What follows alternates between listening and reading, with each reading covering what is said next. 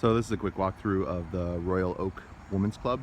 This is a venue in Royal Oak, Michigan. Small venue, it fits about 50 to 60 people for events. My bestie decided to get married here, so we put together a wedding. I wanted to post this video just because I feel like you can't really get a sense of the venue until you see it set up for a wedding. I don't think there was many of them online when we went to look. We used the outdoor patio area for a tent and cocktail area. We were able to put a 10 by 20 pop tent up here. It's important to note that they don't allow staking, so you have to get barrels. The venue itself is a historic building. It's like the oldest building in Michigan or something. It's got a lot of cute photo ops in front along the sides, particularly in season because they have the big garden area and the patio space. They recommended we don't try to do a tent out in the main yard area. They said folks have tried that and it wasn't successful, but you can definitely get away with a 10 by 20 tent in the back patio area. The rest of the venue enters off of 4th and Pleasant Street in downtown Royal Oak, Michigan. There's plenty of parking. There's also the church nearby. They allow you to park at, depending on if they have a church event or not. This is technically the main entrance to the building. It was the entrance the bride wanted people to come in, but we're kind of anticipating folks will come in both sides. Again, this is a pretty cool looking old building. I think it's one of the oldest in the city.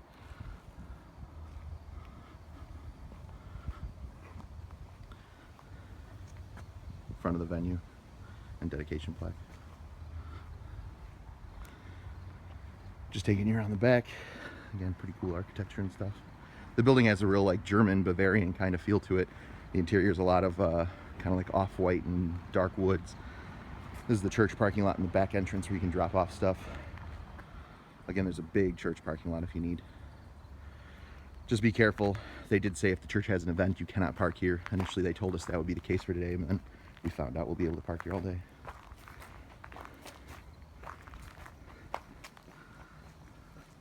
Circling around back to the patio area. Again, where we set up a appetizer and cocktail hour. This is the entrance to the back of the venue.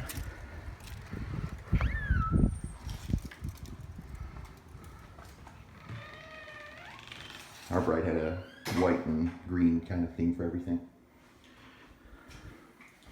On the back, there's elevator access. You come up. This is the large ceremony area, or kind of the hall. I'll come back around for a final look at this. The janitor here will set up both this hall area and the downstairs area however you request. So in our case, we had a party of about 50. Again, I don't think they can really seat more than 50. It's probably about 60 tops, and that'd be squishing people in. Same with the downstairs area here, where you can have your reception and dinner.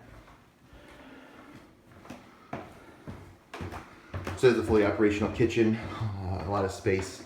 There's a little bar area we set up, including a little deep freeze over in the corner there. Elevator access is down here if you have any handicapped relatives. This is the kitchen. They actually have tons of glassware and plates you can use. Our caterer insisted on using their own stuff, but if you ever need, they have ample stuff where you can get away with using their stuff. I think the only requirement was you had to clear the plates and then leave them stacked neatly next to the dishwasher, but there was probably plate service for up to 80 to 100 people here.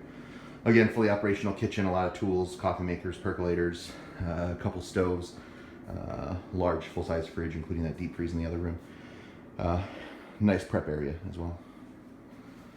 And then the big part of downstairs here is the actual reception hall. Again, we wanted to just show people what it looked like when it was kind of done up. We felt like at first we weren't sure about the venue, but you kind of had to see a wedding take place in it to kind of see some of the charms.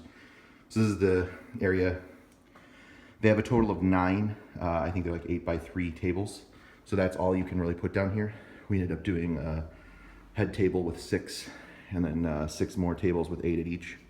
Again, this is a pretty tight configuration around the room, but we managed to make it work. Buffets are going in that back corner there and right here. And there's a spare door to the kitchen for waitstaff. There's also a cool little feature here with these windows. We intended to do beverage service out of there with pitchers of iced tea and water and whatnot. The venue has a lot of kind of kitsch, like I mentioned, kind of a little bit of a old Legion hall with a little Bavarian, German, antique kind of look. We ended up kind of playing into that for a lot of the wedding, including a lot of the floral and a lot of the kind of inspiration for stuff. So again, this is the bottom room. This is where you can hold dinner, hold lunch, hold a shower, whatever you want. And again, it's got space for about 60 people. Again, the custodian who helped set the place up kind of recommended this is about the best you can get away with tables. They have some other additional card tables, really just, little 2 or 4 person card tables you can utilize as well. This is pretty cool. This is the mantle, what we set the main table against. Nice little feature. All these lights dim as well, so you can kind of set the ambiance how you want. They are pretty particular about not doing any mounting or hooking on the walls, so just something to keep in mind as well. Finally, this little area has the restrooms, a little men's room, women's restroom, some storage closets you can utilize. Again, we just kind of pulled together some entryway stuff here. Some music. And then this is technically the front entrance to the downstairs.